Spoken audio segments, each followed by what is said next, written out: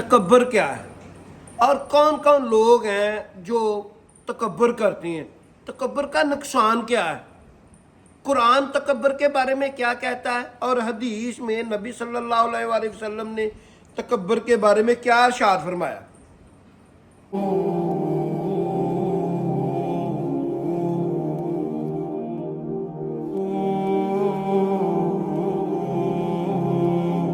नबी सल्लल्लाहु अलैहि वसल्लम ने इरशाद फरमाया, हक बात का इनकार कर देना तकब्बर है और लोगों को, अल्लाह की मखलूक को हकीर समझना, ये भी तकब्बर है।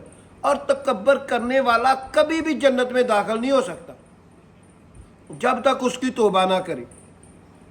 और दयूस भी कभी भी जन्नत में दाखिल नहीं हो सकता। दयूस कहते हैं जो अपनी औरतों को पर्दे का हुक्म ना करे, बगैरत हो जाए। और मुशरक ये भी कभी भी जन्नत में दाखिल नहीं हो सकता। कुरान क्या कहता है तकब्बर के बारे में। और तकब्बुर करते हुए लोगों के सामने गाल न फुलाना और जमीन में अकड़ कर न चलना, इसलिए कि अल्लाह किसी इतराने वाले शेखी खोरे को पसंद नहीं करता। और अपनी चाल में एतदाल किए रहना और बोलते वक्त जरा आवाज नीची रखना, क्योंकि बहुत ऊंची आवाज गधों की सी है और कुछ शक नहीं कि सबसे बुरी आवाज गधों की होती है।